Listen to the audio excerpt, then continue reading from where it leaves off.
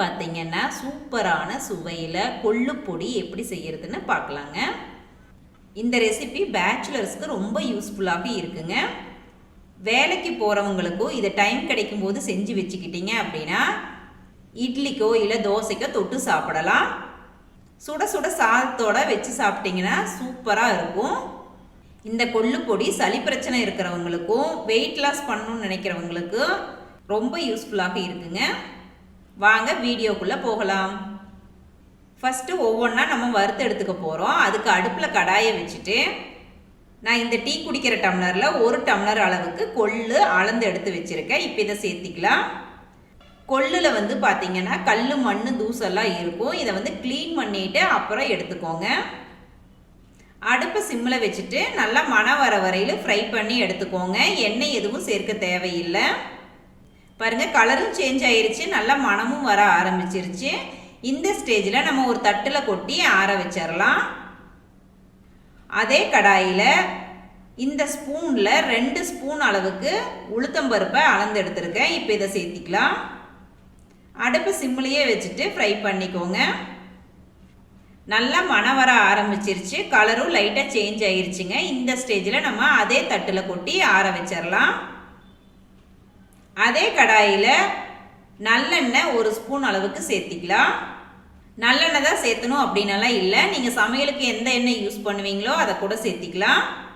எதுக்காக நம்ம எண்ணெய் சேர்த்திக்கிறோம் அப்படின்னா காஞ்ச மிளகாயை வறுத்து எடுக்க போகிறோம். அதுக்காக நான் இப்போ காஞ்ச மிளகாய் 6 மிளகாய் எடுத்திருக்கேன். காம்பை நீக்கிட்டு சேர்த்திக்கோங்க. அடுப்பு சிம்மிலேயே வச்சுக்கோங்க. உங்களுக்கு காரம் எந்த அளவுக்கு வேணுமோ அதுக்கு தகுந்த மாதிரி மிளகாய் சேர்த்திக்கலாம். அடுத்ததாக மிளகு ஒரு 12 எடுத்திருக்கேன். இப்போ இதை சேர்த்திக்கலாம். அடுப்பு சிம்மிலேயே வச்சுட்டு நல்லா மொறுமொறுப்பாக வர வரையில் வறுத்து எடுத்துக்கலாம். ரொம்ப நேரம் வறுக்க தேவையில்லை. இந்த மாதிரி எண்ணெய் சேர்த்தி வறுத்தெடுத்தீங்க அப்படின்னா நெடி வராமல் இருக்கும்.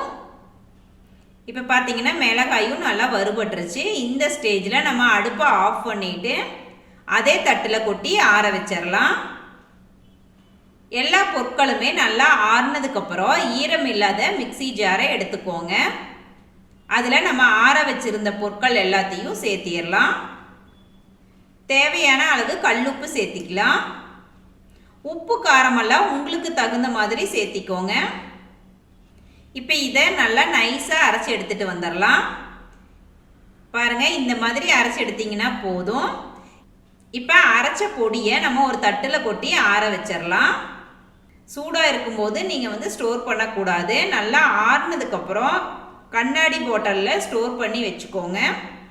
அப்போ தான் ரொம்ப நாள் கெட்டு போகாமல் இருக்கும். அதே மாதிரி எதில் நீங்கள் ஸ்டோர் பண்ண போகிறீங்களோ அதில் ஈரம் இல்லாமல் பார்த்துக்கோங்க. நீங்கள் எப்பப்போ யூஸ் பண்ணுவீங்களோ அப்போ ஈரம் இல்லாத ஸ்பூன் யூஸ் பண்ணி எடுத்துக்கோங்க.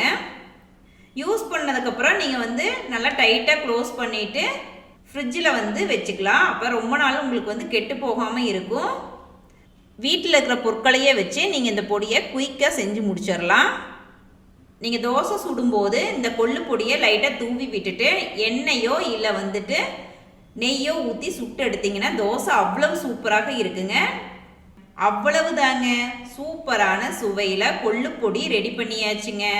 நீங்களும் இந்த ரெசிபியை உங்கள் வீட்டு கிச்சனில் மறக்காமல் ட்ரை பண்ணி பாருங்கள் ஃப்ரெண்ட்ஸ். எப்படி வந்துச்சுன்னு கமெண்ட்ஸ் பண்ணுங்கள். நெக்ஸ்ட் வீடியோவில் உங்களை புதுவித ரெசிபியுடன் மீட் பண்ணுறேங்க. Bye bye friends.